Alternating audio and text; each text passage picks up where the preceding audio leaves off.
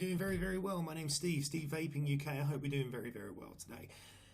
I've got a new atomizer to talk about. This is the Kangertech Protank 4.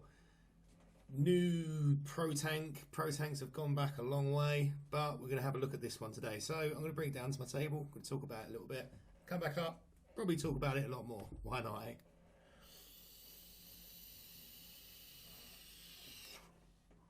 So let's get looking at the Kangertech Protank 4. Now, as you can see on my table, everything's pretty much out.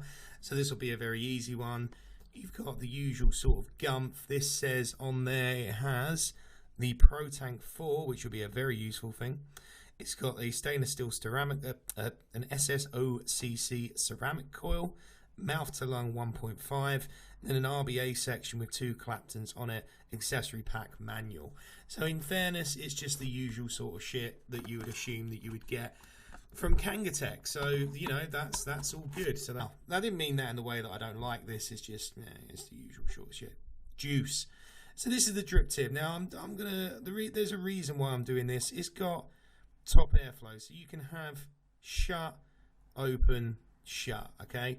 Now, I leave mine permanently shut. I've actually only brought this drip tip out. I used it for a little while. I didn't particularly like it, so it's gone. This is the ceramic coil, which I've just been using. This is a 0.5 ohm ceramic. Now, if you're using ceramic coils, you're going to want to probably put a bit more wattage through it. It's the RBA base, pretty standard. It's quite a nice base, actually. It's a 2-post deck, very simple. It's already got a Clapton build in there. I haven't actually got around to using the RBA. RBA's in other Kangertech products in the past, and you know, they've been fine, so I can't assume that this one will be any worse, apart from apparently I am completely retarded and can't put it on because I didn't even want to shut it. So anyway, so that doesn't matter. Your wicks can pretty much, you might be able to see it, goes into these holes here, goes into those holes. You then put this back on and you've got yourself an RBA. Now this is a 5mm capacity, but with the RBA section it will actually reduce your capacity down to around 4mm. So that's that. Predominantly worrying about this and then this. This is where your airflow is, so it will make more sense once it's all down and back up there, but effectively this is your airflow. It doesn't click into a position. It's fairly stiff, so you know it does the job. And then this just screws in. Make sure it's nice and tight, as all Kanger products since I tried the knee box. So that goes into there. Now this is top fill, so you won't even have to worry as soon as this is screwed in. And I've got to say, I'm actually a bit of a fan of this top fill, which we're going to get to now, and we're going to fill it with some of my coil honey juice. This is actually a very, very, very nice juice. Undo this, you literally just spin it and it will pop open, and you'll see this little fill port. If you then slide, you're then ready to fill. So this is a kind of a top side fill thing, I guess. I've had 0 leaking issues, and you just put that in and you dump your juice in. Why not? Dump it in. I'm not going to fill it all the way up. I'm going to put it to about there, but it does hold a decent amount of juice. And once you're done, you just push this down, twist it, it will go tight, and there we go. Just a nice full tank. Get that out of the way, put the drip tip on, drip tips on. We now have a full Kangertech Protank. Mine seems to have this offset, which is a bit weird.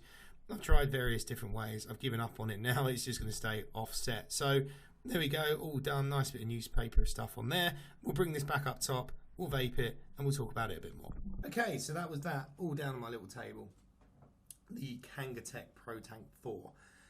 Protanks have been around for a while. It looked like they would never resurface. This seems to me to be a little bit further away from the old Protanks. The draw on it, I'm going to add something at the beginning of this. There's a lot of tanks that will do a bit of both. This has got everything you would need effectively for a mouth to lung setup and for a sub-ohm setup. And my issue when you get that is that sometimes it's kind of half-assed two things. I've got to say that this actually isn't that bad. It's a very cheap tank. Kangertech stuff generally is fairly cheap. The airflow on it is very, very tight. If I get, say, this tank, this one feels a little bit more open. So a solution, you may say, is to open up this airflow at the top, right? All of a sudden, lots more airflow. What happens then? You kill the flavour. You get airflow coming in and down and in and up. It makes it, in my opinion, a bit turbulent. I do not use this drip tip anymore. Don't use it because of this airflow. But I'll leave the airflow open and we'll do a quick test. So this is 50 watts, 0.6 ohm coil.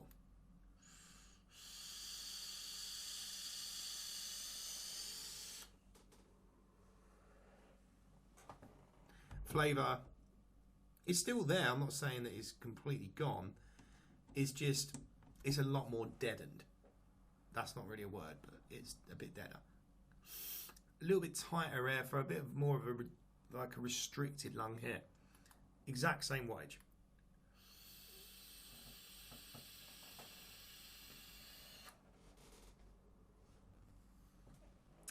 The flavours come back. In my opinion, this is a good tank. It's a 5mm capacity. Pros and cons. Do some pros and cons. First con, this drip tip. I don't like it. I will find every now and then that it will just, the airflow opens by itself. I don't use this drip tip anymore, but it comes with a kit, so it has to be a con, right? Second off, the glass in here is not replaceable. If you break the glass, your atomizer is dead, gone, finito, fin, done, right? The airflow is a little bit, just a touch on the restricted side for the way that I like to vape most of my stuff. However, it makes up, the flavour is a little bit above what I was expecting. It is backwards compatible with all of the other Kangertech millions and millions and millions of different coils. So if you've got other coils, go mad. It's got a ceramic coil in it. I actually quite like the ceramic coil. It's not as good, in my opinion, as the Ultimo ceramic coils, which I'm going to do a review in next week, most probably. But it's not bad. The cost of this, are you going to need to rob a bank? Not really. 20 quid. 20 quid for a sub-ohm tank or a mouth-to-lung tank. The RBA section in it is fairly good. I have played with it. It looks very similar to other RBA sections. They're good. They're not bad. I've not had any dry hits on this. I've not had any burn hits on this, touch wood, yet. I put through around about 50 mils of juice through this. The coil seems to still be holding up. It's good. It's an okay sub-ohm tank. Looking for this from mouth to lung. My opinion, there's better mouth to lung tanks out there that are more for that. There is top fill, side fill, whatever you want to call it, system is actually fairly good. The one thing I haven't had, touch wood yet, is leaks. So if you're looking for a sub-ohm tank that is fairly inexpensive, Kangertech coils are ridiculously cheap. You can pick up 5 coils for nigh on fuck all nowadays, to be honest, because there's so many tanks. And you might be a Kangertech person. You might just have, you know, the top tank, the sub tank, the whatever tank, the this tank, the that tank, and you just want another tank. These are Kangertech. Oh, and you go wrong.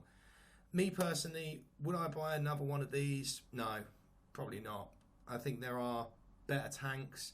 I just wanted a Kangertech tank. I hadn't had the Protank 4 come out, and I was like, let's give it a go. It will be one that I'll use, just not as much. Anyway, I've been going on for quite a lot of time. I'll leave everything in the description that you need. Thanks very much for watching, guys. Catch you again.